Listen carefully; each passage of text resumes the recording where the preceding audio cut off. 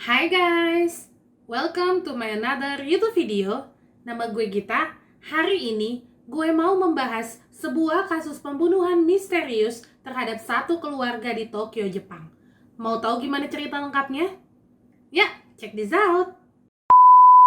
Pada tahun 1991, keluarga Miyazawa pindah ke sebuah rumah di daerah Setagaya. Mereka memiliki rumah yang di belakangnya persis taman kota Setagaya yang sangat besar. Daerah tersebut sangat ramai, ada sekitar 200 rumah tinggal yang tersebar di daerah tersebut. Sampai pada awal tahun 2000, pemerintah kota Tokyo memiliki rencana untuk membangun kembali daerah Setagaya. Pemerintah pun melakukan pembebasan lahan terhadap rumah-rumah di sekitaran daerah tersebut.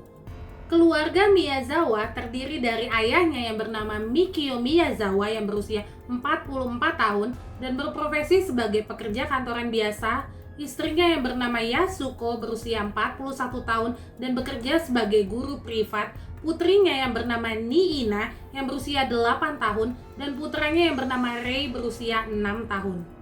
Satu persatu tetangga dari keluarga Miyazawa ini pun akhirnya pindah ya guys. Alhasil tinggallah 4 rumah saja yang tersisa di kawasan tersebut. Selain rumah keluarga dari Miyazawa, ada juga rumah keluarga dari kakak perempuan Yasuko yang bernama Anne. Rumah Anne hampir selalu kosong karena Anne, suami dan putranya sudah lama tinggal di Inggris. Konon katanya, suami dari Anne adalah seorang engineer tim Formula One. Rumah kakaknya ini sangat besar ya guys, berbanding terbalik dengan rumah keluarga dari Miyazawa. Jadi biasanya Yasuko suka mempergunakan rumah kakaknya ini untuk tinggal dan mengajar anak-anak les privat. Dan jarak antara rumah keluarga Miyazawa dan rumah keluarga Anne sangat dekat ya guys, sehingga orang-orang sering berpikir kalau rumah Miyazawa adalah bagian dari rumah kakaknya. Keluarga Miyazawa beberapa kali sempat berniat untuk menjual rumah mereka dan pindah dari daerah tersebut seperti tetangga-tetangga mereka yang lain. Tapi Yasuko, sang istri, sempat ragu-ragu dan mengkhawatirkan anak-anaknya. Dia takut anak-anaknya ini tidak bisa beradaptasi di tempat yang baru. Apalagi putra bungsunya yang bernama Rei mengalami gangguan perkembangan anak, dan akhirnya mereka memutuskan untuk tidak jadi pindah. Pada tanggal 30 Desember tahun 2000, keluarga Miyazawa sedang menikmati hari yang tenang di rumah. Sang ayah sedang browsing-browsing internet, sang ibu beserta putrinya Niina sedang menonton TV, sedangkan sang putra sedang bermain seorang diri di kamarnya di lantai atas. Keesokan harinya sekitar jam 10 pagi waktu setempat, ibu dari Yasuko datang berkunjung ke rumah keluarga Miyazawa. Dipanggil-panggillah nama putrinya serta nama cucu-cucunya melalui interkom rumah, tapi nggak ada yang nyaut guys. Saking capeknya sang nenek memanggil nama mereka, akhirnya nenek ini memakai kunci duplikat yang dia miliki untuk bisa masuk ke rumah itu. Dan yang bikin merinding adalah sang nenek menemukan Mikio Miyazawa, menantunya yang telah meninggal dunia penuh tusukan. Sang nenek juga menemukan putrinya Yasuko serta Niina dan Rei cucu-cucunya telah meninggal dunia. Karena hal tersebutlah sang nenek diketahui mengalami trauma yang panjang loh guys. Polisi pun datang untuk menyelidiki kasus ini, dan inilah informasi-informasi yang berhasil ditemukan oleh polisi. Polisi memperkirakan pada pukul 10:38 malam waktu setempat, Mikio Miyazawa itu masih hidup. Karena Mikio sempat membuka email dari kantornya dengan menggunakan komputer keluarga, dan email kantornya tersebut harus menggunakan password. Jadi besar kemungkinan yang membuka email tersebut adalah Mikio sendiri. Dan pada waktu yang kurang lebih sama, ada seorang saksi mata yang mengatakan bahwa dia mendengar suara ribut seperti pertengkaran sebuah keluarga dari rumah keluarga Miyazawa. Kepolisian Tokyo mengatakan bahwa sang pembunuh telah memutuskan saluran telepon rumah itu, dan kemungkinan besar pembunuhnya masuk melalui jendela kamar mandi lantai 2. Menurut polisi, sasaran pertama pelaku adalah kamar tidur Rei yang terletak tepat di sebelah kamar mandi. Pelaku menemukan Rei sedang tertidur lalu mencekiknya. Rei adalah satu-satunya korban yang tidak memiliki luka tusuk atau noda darah sama sekali di tubuhnya. Tetapi di kamar tidur inilah polisi paling banyak menemukan jejak kaki. Korban berikutnya yang diperkirakan adalah sang ayah Mikio. Mayatnya ditemukan di lantai 1 di sebelah tangga. Mikio memiliki banyak luka di daerah paha dan bokong, Ditemukan juga luka tusuk di kedua tangannya, di dada, dan juga di wajahnya. Polisi memperkirakan kematian Mikio disebabkan karena kehabisan darah. Polisi menemukan pecahan pisau sashimi, senjata pembunuhan Mikio. Korban terakhir adalah Yasuko, sang ibu dan putrinya Niina. Mereka ditusuk berkali-kali, terutama di daerah wajah dan leher. Luka pada tubuh ibu dan anak ini dianggap lebih keji dari luka milik Mikio. Sehingga polisi berpendapat bahwa sang pelaku mungkin memiliki kebencian atau dendam terhadap wanita. Polisi memperkirakan bahwa setelah sempat mendengar atau melihat suaminya dibunuh, Yasuko beserta putrinya bersembunyi naik ke kamar loteng. Tangga menuju loteng bisa diakses dari lantai 2. Niina meninggal paling terakhir. Penyebab kematiannya adalah cedera akibat luka tusuk di punggungnya. Beberapa gigi dari Niina juga sempat hilang, yang menandakan bahwa Niina bukan hanya ditusuk, tapi juga dipukulin, guys. Setelah membunuh seluruh keluarga Miyazawa, sang pelaku lalu pergi ke dapur, membuat secangkir teh barley dan mengeluarkan beberapa cup ice cream dari kulkas. Anehnya ya guys, diketahui pelaku tidak menggunakan sendok, jadi dia tuh gigit-gigit ice cream dari cupnya sampai habis. Di dapur dia menemukan sebuah perban yang dia gunakan untuk menutupi lukanya. Pelaku juga mengobrak-abrik dokumen-dokumen keluarga dari gudang lantai 1. Dia mengeluarkan semua laci yang ada di rumah dan beberapa isi lacinya juga dibuang ke toilet. Pelaku juga menggunakan komputer Mikio. Menurut histori komputer tersebut, pelaku sempat browsing-browsing tentang situs web teater yang sempat dibookmark oleh Mikio. Yang lebih mengejutkannya lagi guys, tadi kan di awal gue bilang kalau sang nenek datang berkunjung kira-kira jam 10 pagi. Menurut polisi, pelaku juga sempat menggunakan komputer Mikio untuk kedua kalinya pada pukul 10 pagian. Wow, untung si nenek gak dibunuh ya sama si pelaku.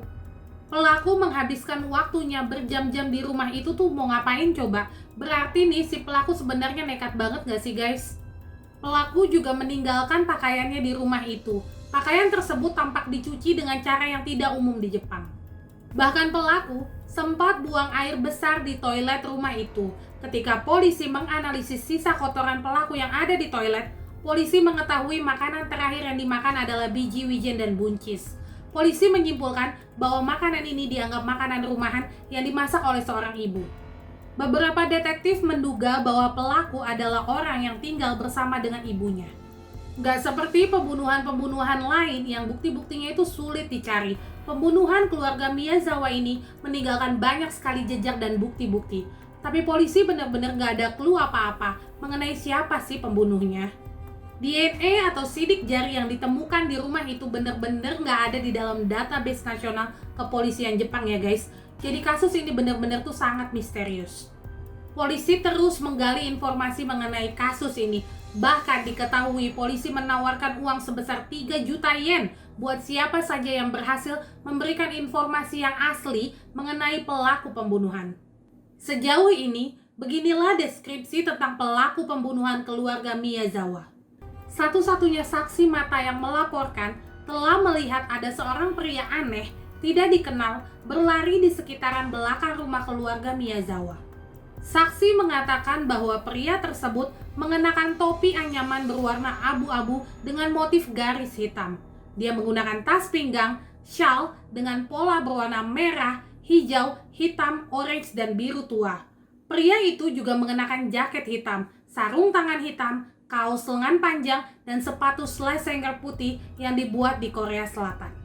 Fakta yang menarik yang berhasil didapatkan oleh polisi adalah berdasarkan DNA yang ditemukan di TKP, diketahui bahwa sang pelaku memiliki golongan darah A. Setelah diselidiki lebih lanjut lagi ya guys, dapat diketahui bahwa ibu dari sang pelaku berasal dari Eropa Selatan. Sedangkan ayah sang pembunuh berasal dari Asia Timur, entah itu Jepang, entah itu Korea, atau itu Cina. Berikut beberapa teori yang ada mengenai pelaku pembunuhan. Beberapa bulan sebelum kasus pembunuhan ini terjadi, Mikio Miyazawa sempat terlibat beberapa kali pertengkaran dengan pemain skateboard muda yang sering bermain di taman belakang rumah mereka. Mikio marah karena para remaja-remaja pemain skateboard tersebut telah banyak membuat keributan. Beberapa detektif menduga bahwa remaja itu memiliki dendam kepada Mikio. sehingga mau membalaskan dendamnya kepada keluarga Miyazawa.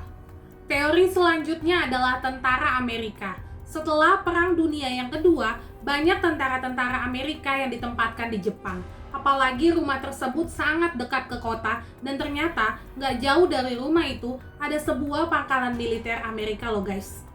Teori selanjutnya adalah pada tahun 2018, polisi Jepang merilis informasi lebih banyak mengenai tersangka pembunuhan. Polisi berpendapat mungkin pelakunya adalah seorang imigran ilegal atau remaja pengangguran yang pada saat itu sedang kesulitan ekonomi dan dapat melakukan pembunuhan karena balas dendam. Dan teori yang terakhir adalah tentara dari Korea Selatan. Kayak tadi sebelumnya gue bilang bahwa baju pelaku ditinggal di rumah itu, dan forensik pun mengatakan kalau cara mencuci bajunya agak berbeda dengan orang Jepang. Ya guys, cara mencucinya dengan menggunakan air keras yang tinggi akan mineral, sejenis air pembersih yang sangat umum dilakukan di Korea tapi jarang di Jepang. Ada seorang penulis buku yang bernama Fumiya Ichihashi yang mengatakan bahwa dia telah mengetahui identitas si pembunuh. Penulis mengatakan bahwa detektif Jepang telah menemukan segumpal tanah di TKP. Setelah dilacak, ternyata tanah tersebut berasal dari provinsi Gyeonggi, Korea Selatan. Fumiya juga mengatakan bahwa si pembunuh pernah bertugas di militer Korea Selatan. Di dalam bukunya, Fumiya juga bilang bahwa sidik jari yang ditemukan di TKP cocok dengan sidik jari pria itu. Selain identitas dari sang pembunuh yang belum juga diketahui sampai dengan saat ini, polisi juga bingung sama motif pembunuhannya ya guys. Apakah karena iri hati, atau karena dendam, atau karena uang? Nah, menurut teman-teman semua, siapa sih sebenarnya pelaku pembunuhannya? Apa kalian ini setuju dengan klaim dari polisi, atau kalian punya pendapat lain? Coba komen di bawah ya. Demikian guys cerita kita untuk hari ini. Semoga kalian suka ya. Terima kasih banyak buat kalian semua yang udah nonton video gue dari awal sampai akhir. Jangan lupa untuk selalu support channel YouTube gue dengan cara like, komen, subscribe, dan share ke teman-teman kamu. Bye!